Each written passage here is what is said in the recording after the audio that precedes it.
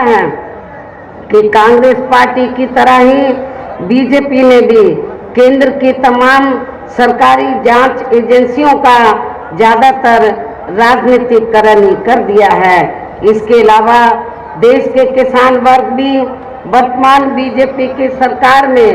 शुरू से ही अपनी विभिन्न समस्याओं को लेकर काफी ज्यादा दुखी व परेशान रहे हैं और अभी भी है। और खासकर आपके गौतम बुद्ध नगर में जिले में व बुलंदशहर जिले में तो यहाँ डेवलपमेंट के नाम पर, विकास के नाम पर तो किसानों की औने पौने दांव में जमीन ले ली जाती है, लेकिन उनको उचित मुआवजा नहीं दिया जाता है, जिसको लेकर हमारे किसान भाई आए दिन आंदोलित रहते हैं। ये भी किसी से छिपा नहीं है। जबकि उत्तर प्रदेश में जब मेरे नेतृत्व में सरकार बनी तो हमने पूरे उत्तर प्रदेश में और खासकर गौतम बुद्ध नगर जिले में और बुलंदशहर में हमने किसानों को जो भी डेवलपमेंट के नाम पर सरकार ने जमीन ली तो हमने किसानों को उचित उनकी जमीन का मुआवजा दिया है। जबकि यूपी में 4 बार हमारी पार्टी की रही सरकार ने किसानों के हितों का भी हर स्तर पर विशेष ध्यान रखा है। इतना ही नहीं बल्कि केंद्र में पूर्व की रही कांग्रेसी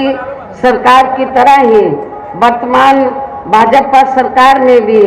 इनकी जातिवादी, हीन, सांप्रदायिक एवं पूंजीवादी सोच व नीतियों के चलते ही पूरे देश में सर्व समाज में से खासकर गरीबों, दलितों, आदिवासियों, पिछड़े वर्गों, मुस्लिम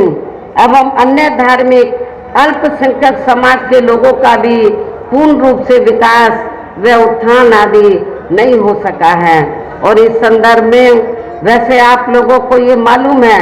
कि पूरे देश में यहाँ दलितों, आदिवासियों एवं अन्य पिछड़े वर्गों का सरकारी नौकरियों में वर्षों से अधूरा पड़ा आरक्षण का कोटा भी अभी तक पूरा नहीं भरा गया है। विशेषकर एससी व एसटी वर्गों के सरकारी कर्मचारियों का पदोन्नति में आरक्षण भी अब काफी हद तक प्रभावहीन ही बना दिया गया है। और समाजवादी पार्टी की जब यहाँ यूपी में सरकार रही तो इसको बिल्कुल ही उन्होंने खत्म कर दिया था। साथ ही केंद्र व राज्यों में भी विरोधी पार्टियों की रही सरकारों में इन सभी वर्गों को प्राइवेट सेक्टर में आरक्षण दिए जाने की व्यवस्था किए बिना ही इनकी सरकारों के ज़्यादातर सरकारी कार्य अब प्राइवेट सेक्टर के जरिए ही इनके बड़े बड़े पूंजीपतियों व धन्ना सेठों आदि को ही दिए जाने के कारण अब इनको पूरे देश में आरक्षण का बहुत कम ही लाभ मिल पा रहा है। इसी प्रकार